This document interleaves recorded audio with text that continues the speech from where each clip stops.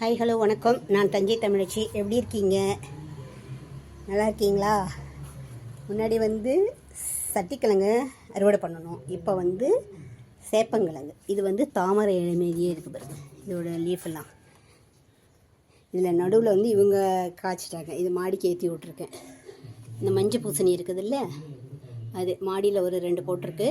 இது நான் பொங்கலுக்கு ரெடி ஆயிரும். வாங்க இதை நோண்டி பார்ப்போம் இதில் எப்படி இருக்காங்கன்ட்டு. இதுவும் அப்படி தான் அங்கங்கே அழுகிருச்சு. இந்த ஸ்பேஸ் இதில் இருக்குன்னு நினைக்கிறேன். வாங்க பார்ப்போம். வாங்க இதுக்கும் அதே தான் கத்திக்கப்படா. முன்னாடி அது எங்கே இருக்குதுன்னு பார்த்துருக்கோம், காஞ்சிருக்கு. அது எவ்வளோ தூரம் போயிருக்குன்னு தெரியல, எந்த இடம் வரைக்கும். அதனால் மேலால் ஃபஸ்ட்டு பண்ணுவோம். இதுக்கும் அதே தான். சின்ன கிழங்கு உடஞ்சிருச்சுன்னு வச்சுக்கோங்க. எடுக்கும்போது உடஞ்சிருச்சுன்னா அதையும் மறுபடியும் நட்டு வச்சோன்னு வந்துடும். ஓகேவா? இது வெண்டிக்காய் கத்திரிக்காய் மாரி விதை வராது. இதோட கிழங்கு உடச்சி வச்சாவே நமக்கு அடுத்த போகத்துக்கு எடுத்துடலாம். இந்த ஸ்பேஸ் தான் நினைக்கிறேன். இந்த கொஞ்சம் வெள்ளையாக தெரியுதுல்ல.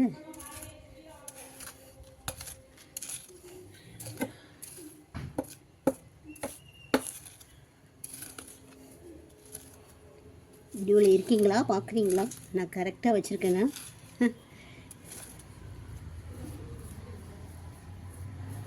இதுக்கு எப்படின்னா அழகாக அது உருண்டையாக இருக்கும் பெருசாகவே. இது குட்டி குட்டியாக இருக்கும்.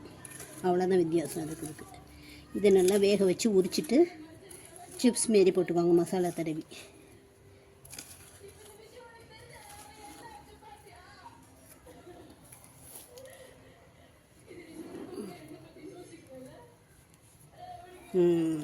ஓகே, அது பாதி உடஞ்சிருச்சு. நான் அப்புறமா எடுத்துக்கிறேன்.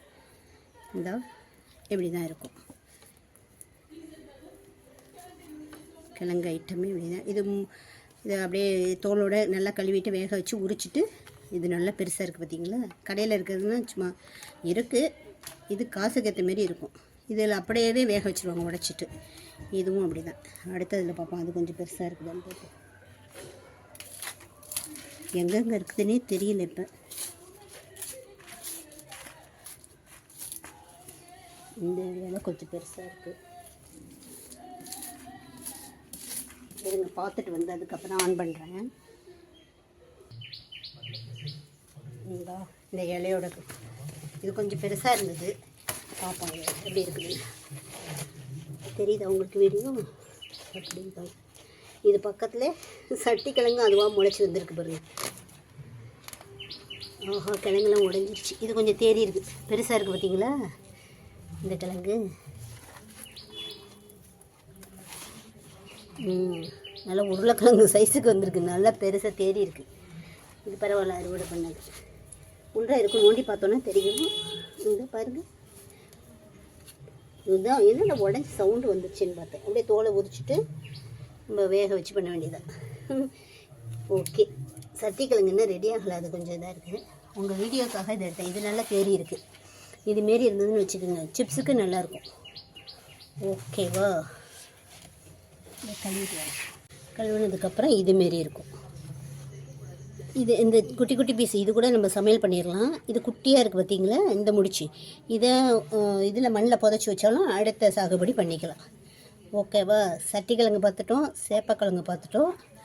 அடுத்தது கருணைக்கிழங்கு பார்க்க போகிறோம். வாங்க கருணைக்கிழங்கு பார்க்குறோம். அதோட லீஃப் இப்படி தான் இருக்கும். சட்டிக்கிழங்கு லீஃப் இதேமாரி தான் இருக்கும், ஆனால் பெருசாக இருக்கும். இதோட லீஃப் குட்டி குட்டியாக இருக்குது. கருணைக்கிழங்கு இது மூலத்துக்கெல்லாம் யூஸ் பண்ணுவாங்க. இந்த கிழங்கு மசியல் பண்ணி சாப்பிடலாம். வாங்க அது எப்படி இருக்குதுன்னு பார்ப்போம். மேலாலே தான் இருக்குது.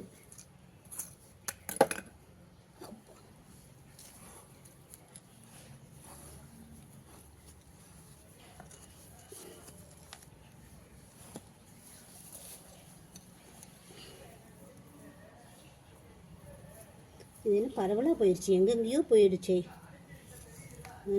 இங்கே எங்கெங்கேயோ இருக்குதுப்பா.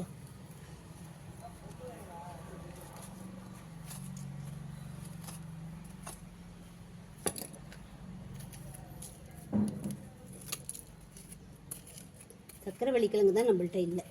ஓகே, அடுத்த வாட்டி அதையும் போட்டு பயிர் பண்ணி காமிக்கிறேன்.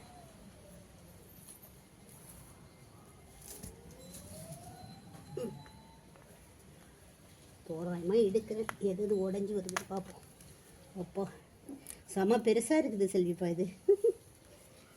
இங்கே பாருங்க, இருக்கிறதுலே இந்த வாட்டி கருணைக்கிழங்கு தான் நல்லா க்ரோத்தாக வந்திருக்கு. செம பெருசு. ஓகேவா, இதை வாஷ் பண்ணிவிட்டு காமிக்கிறேன். இப்போ லாஸ்ட்டாக எடுத்தது கருணைக்கிழங்கு. இதுதான் மூலத்துக்கெலாம் யூஸ் பண்ணுவாங்கள்ல, மசியல் எது வேணாலும் பண்ணலாம். இது வந்து சேப்பங்கிழங்கு, அது சேனக்கிழங்கு, சட்டிக்கிழங்கு, சட்டிக்கிழங்கு, சேப்பங்கிழங்கு, கருணைக்கிழங்கு. ஓகே, வேறு ஒரு கிராஃப்டோட உங்களை சந்திக்கிறேன். ஓகே, பாய்.